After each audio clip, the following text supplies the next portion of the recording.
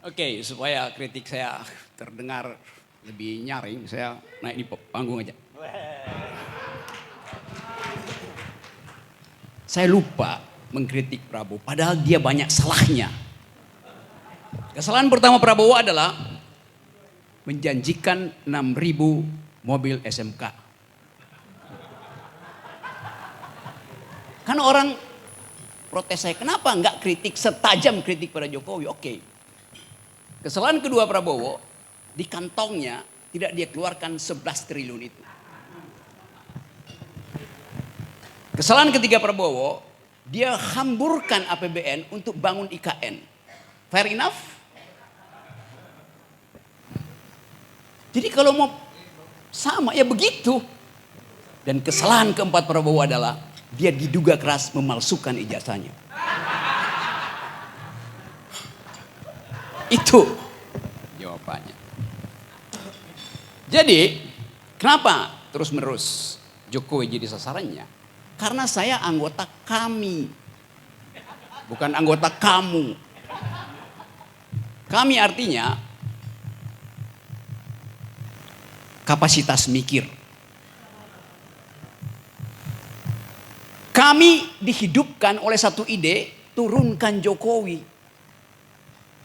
Saya tidur clear soal itu. Sekarang Jokowi bukan lagi penguasa, maka kami harus bubar. Logikanya begitu. Tidak. Jokowi sudah turun tapi kejahatannya masih hidup. Itu soalnya. Jadi apa ya peran kami hari ini?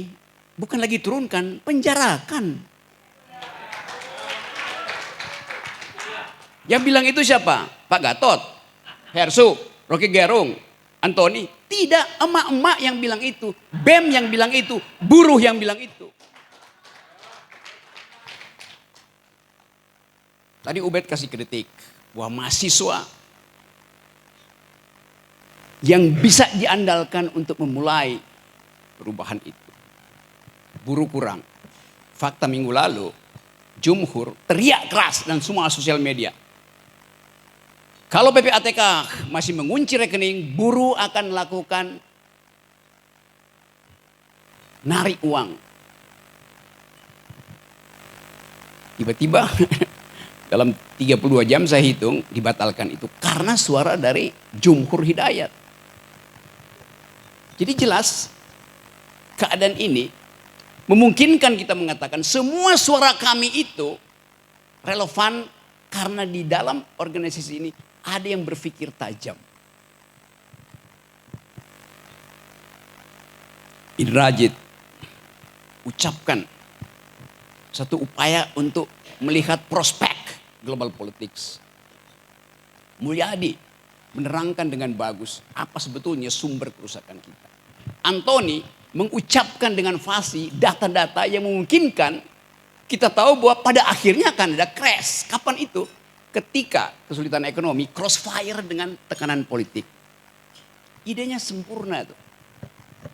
Jadi betul tadi, siapa tadi yang ngutip Alice in the Wonderland? Snow White. Betul. Kita mengajukan pertanyaan pada Putri Salju. Mirror, mirror on the wall. Who is the smartest one of all? Hai, cermin di dinding. Siapa yang paling pinter di antara yang ada? Kata si cermin, kabinet merah putih paling pinter. Tapi masih ada kami di atasnya. Saya hanya mengutip Alice in the Wonderland ya. Bacaan anak-anak saya, bacaan saya waktu masih anak-anak. Karena yang diterangkan oleh Antoni, diterangkan oleh Indrajit, diterangkan oleh Mulyadi, diterangkan oleh teman-teman semua itu menunjukkan kualitas berpikir kita yang gak ada dendam pada manusia, tapi kita dendam terhadap kebijakan yang dibuat oleh beberapa manusia. Ada yang kutip tadi soal Puyi, anak kecil yang kemudian jadi raja di Cina tuh, dan itu yang menyebabkan kerajaan Ming itu tumbang. Tapi untung wajah anak kecil itu kita tidak lihat di ruangan ini. kosong.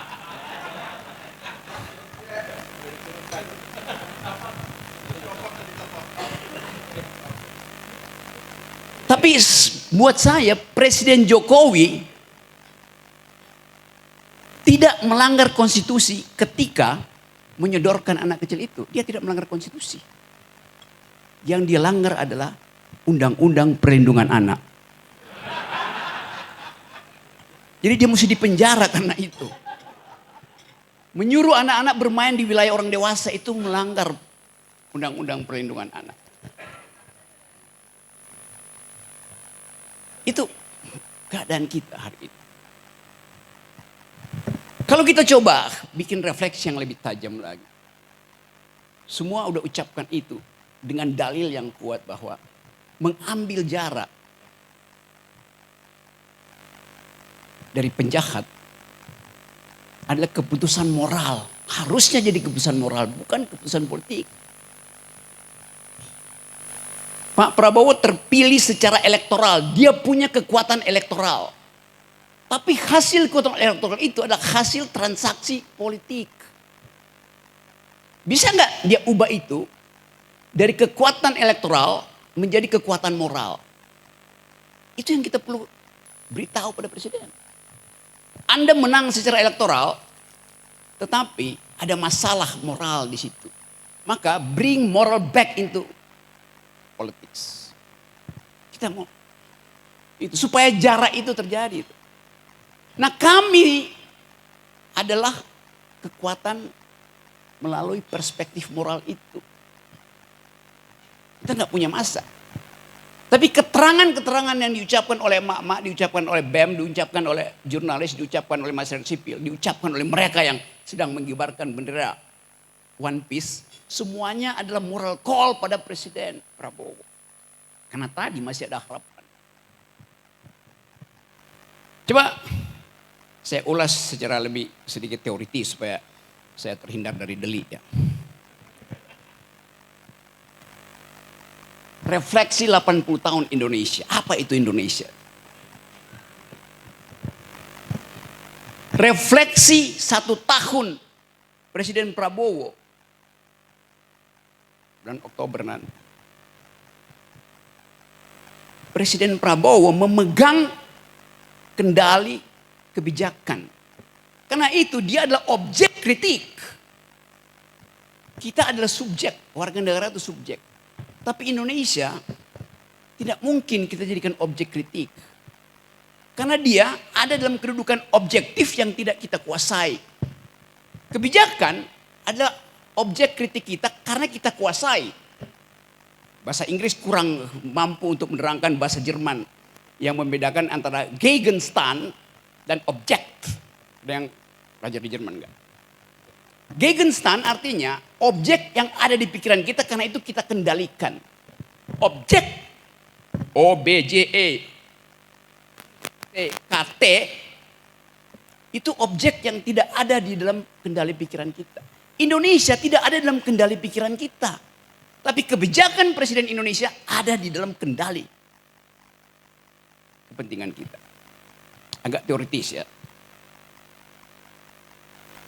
Jadi kalau kita bayangkan apa yang akan terjadi sebagai Indonesia nanti di dalam 5-10 tahun ke depan, sesungguhnya kita hanya mampu dekati itu secara intelektual. Secara intelektual. Buat terjadi realignment di Eropa, buat terjadi realignment di Indo-Pasifik, kita bisa bayangkan itu di dalam pengetahuan kita tentang global issue, global politics. Berapa bulan lalu di situs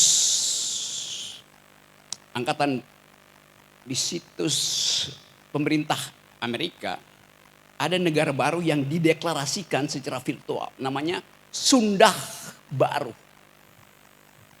Jadi Amerika mencoba memetakan secara virtual harus ada negara baru yang di dalam konsepsi dia ada di dalam genggaman dia. Dia sebut Sunda Baru. Itu adalah persekutuan antara Malaysia, Sumatera, Jawa dan Kalimantan. Indonesia Timur tidak dianggap. Jadi artinya tadi yang disebut tadi potensi secesionism potensi federalisme ada di dalam pikiran para strateg hubungan internasional di Amerika. Hal yang sama kita baca juga dalam situs Australia. Bahwa Indonesia itu dibelah secara virtual. Artinya aliansi antara Amerika dan Australia sudah punya semacam kesepakatan untuk melihat masa depan 20-30 tahun ke depan itu. Jadi kita coba lihat pergumulan politik kita dari perspektif global politics yang tidak mungkin secara objektif kita kendalikan. Tetapi kepemimpinan Presiden Prabowo dengan sendirinya objek dari pengendalian kita. Karena hubungan legitimasi tadi. Nah kita coba bikin proyeksi.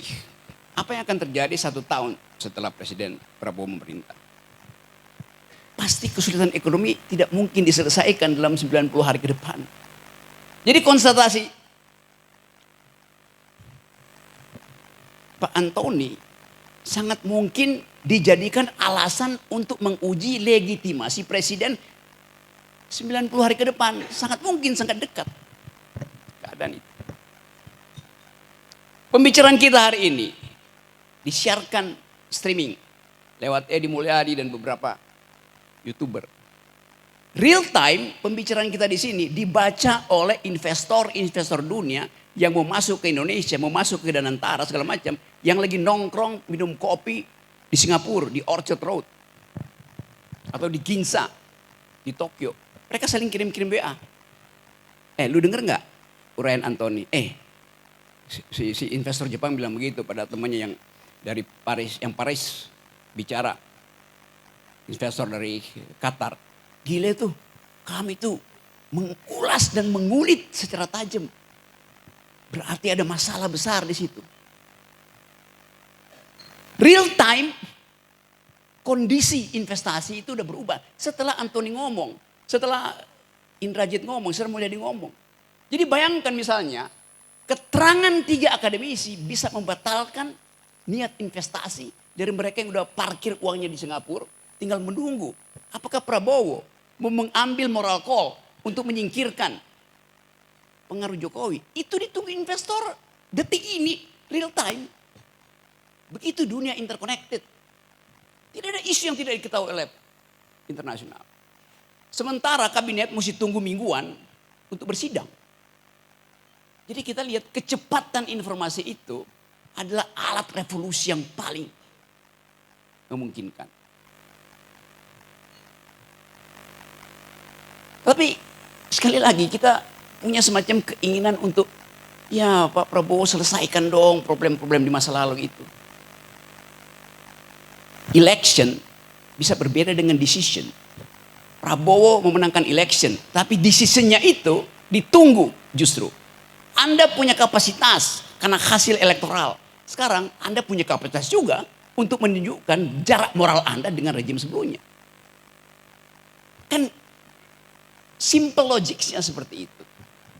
Jadi teman-teman, kita tahu bahwa keadaan ekonomi kita betul-betul ada di dalam kondisi yang dengan sedikit picu kecil ambruk. Soal tadi, soal kepercayaan. Apalagi kepercayaan mak-mak. Disebutin 5,12% growth. Dengan susah payah pemerintah menerangkan itu memang benar. Tetapi Bima Yudhistira dari Selius mengirim surat ke PBB. Dan PBB menjawab, oke, kami akan riset kembali 5,12 itu masuk akal apa tidak. Investor yang saya ceritakan tadi yang sekarang lagi ngopi di Orchard Road itu nggak perlu nunggu PBB jawab. Dia tahu bahwa kami lebih dia percaya daripada hasil sidang kabinet.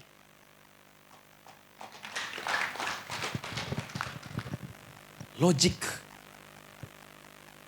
dari data itu. Jadi kalau dikatakan tadi apa sumber subversi yang bisa menggoyah kepemimpinan Prabowo, bukan gerakan massa, bukan gerakan buruh, bukan gerakan mahasiswa, tapi data kecil itu. yang bisa dibaca. Mungkin sekarang itu running text dari Bank Indonesia diperhatikan terus oleh investor. Kapan kita intervensi supaya rupiah itu jatuh? Gampang. Financial market itu sangat peka terhadap satu dua pikiran yang tiba-tiba di-upload dan merasa ini yang gue tunggu untuk memutuskan invest atau tidak. Kita ada dalam kondisi itu. Dan saya kira Presiden Prabowo juga mengerti kondisi itu. Dari sumber yang lain. Mungkin juga dari sumber teman-teman yang ada di sini. Dari Jumhur, dari Syahganda. Yang berupaya untuk membantu perspektif tapi tetap dengan jarak moral tuh. Syahganda, Jumhur, saya tahu gak mungkin terbalik. Jadi kecurigaan itu betul-betul harus kita pastikan hasil analisis rasional kita. Ya saya tahu orang mengatakan Rocky Gerung itu pesimis terus. Sementara kabinet, menteri-menteri bilang harus optimis. Oh ya, saya pesimis yang rasional. Kabinet optimis yang irasional. Udah. Karena kita bikin kalkulasi. Jadi sebetulnya kalau Presiden Prabowo mendengar uraian di sini, dia harusnya punya moral call untuk mengatakan saya paham apa yang diucapkan oleh kami dan itu yang saya inginkan. Tapi tolong bersabar Pak Gatot, tunggu momentum. Tolong bersabar Said Didu, tunggu siasatku. Tambahkan sabarmu Pak Lanyala, karena aku lagi menyusun strategi. Saya membayangkan Prabowo bicara itu di dalam hatinya. Dan kesempatan seperti ini jadi pengukur antara siapa yang menginginkan Indonesia bertumbuh di dalam pengetahuan, bertumbuh dalam keadilan, dan siapa yang hanya mengendus-ngendus jabatan dan berupaya untuk menempel pada kekuasaan. Jadi bagus betul hari ini ada refleksi. Dan kita tahu bahwa setiap refleksi tidak harus menghasilkan aksi. Tidak harus menghasilkan aksi. Tapi refleksi yang bermutu hanya didasarkan pada kemampuan kita dan keinginan kita untuk membuat aksi itu tiba secara mendadak. Nah, kemendadakan itu yang saya duga ada di dalam banyak kelompok. Kelompok jurnalis sedang mempersiapkan kemendadakan. Teman-teman dari RRT ini juga lagi mempersiapkan kemendadakan.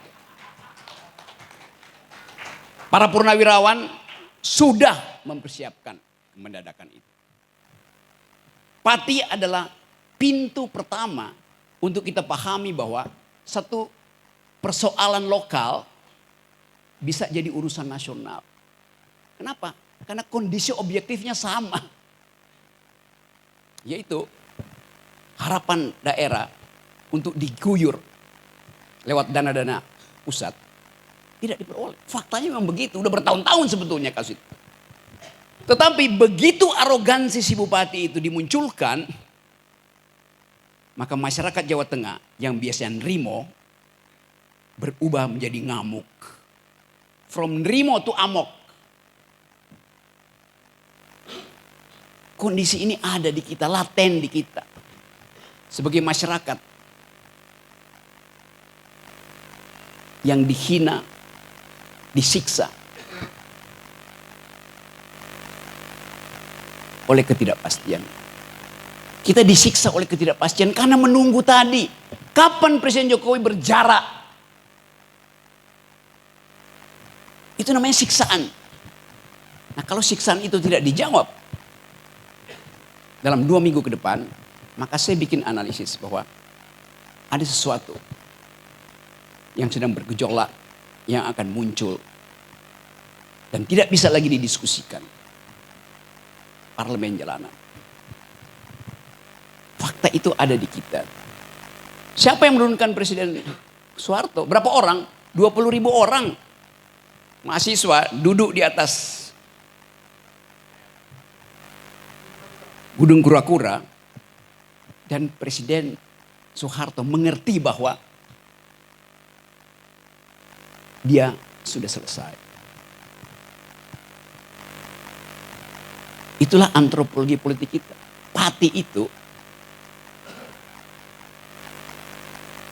10.000 mungkin.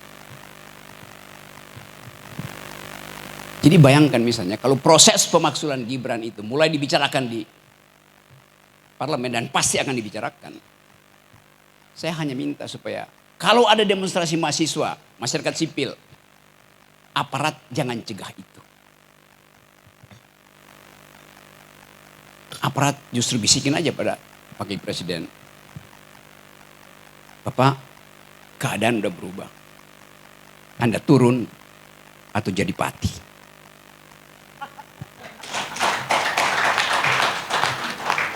Itu menyelesaikan banyak hal. Lebih efisien daripada minta proses DPR kirim ke Mahkamah Konstitusi balik ke MPR. Itu tukar tambahnya panjang. Jadi pati bisa terjadi dalam beberapa minggu. Ketika tadi keadaan ekonomi yang tidak mungkin dipulihkan dalam waktu dekat dengan kemarahan publik yang dipendam karena ketidakpastian. Jadi apa yang memungkinkan terjadinya perubahan? Karena ketidakpastian itu sekarang ada di kafe-kafe dibicarakan tadi oleh Gen Z itu yang merasa bahwa potensi kami untuk membayangkan Indonesia terhalang oleh adanya si anak kecil itu. Dan itu sangat sosiologis. Jadi ini kesempatan kita untuk menyusun kembali energi moral kita untuk satu waktu mengatakan bahwa harus ada yang dipenjara. Terima kasih.